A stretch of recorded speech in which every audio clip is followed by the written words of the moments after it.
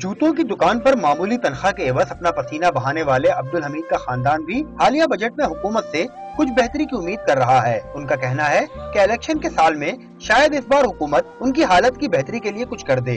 मैं 4 साल से गवर्नमेंट जो काम कर रही है जैसे, तो इसमें कोई फर्क ही नहीं पड़ा। महंगाई में वही महंगाई बढ़ती जा रही है। इतने परेशान है कि अब जैसे ये साल है, गवर्नमेंट से उम्मीद की जाती है कि थोड़ा बहुत से ताउन करें, हमारे लिए महंगाई कम करें। जैसे अभी तो मैंने फीस भरी है कि अभी मैं कहाँ से अभी फीस दी, अभी बाद में निकाल के तनख्वाह आएगी। घड़ी बहुत पसंद आई, मुझे वही घड़ी चाहिए। बेटा बाद में ले लेना। कब बाद में है तो कब करते ज़्यादा कम होगी। बेटा तनख्वाह आएगी ना जब लेना पैसे।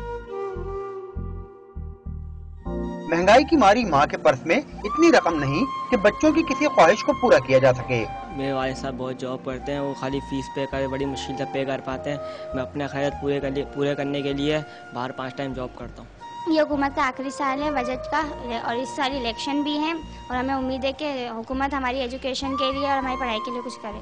अब्दुल हमीद को महीने भर की मेहनत के बाद इतना ही मिल पाता है कि घर का चूल्हा जलता रहे। गरीबों को कुछ भी नहीं मिलता, बिजली के बिल इतने आ जाते हैं, वो भरे आदमी या अपनी तनख्वाह पे घर को चलावे या गाड़ी का घर का किराया दे, आदमी क्या करे।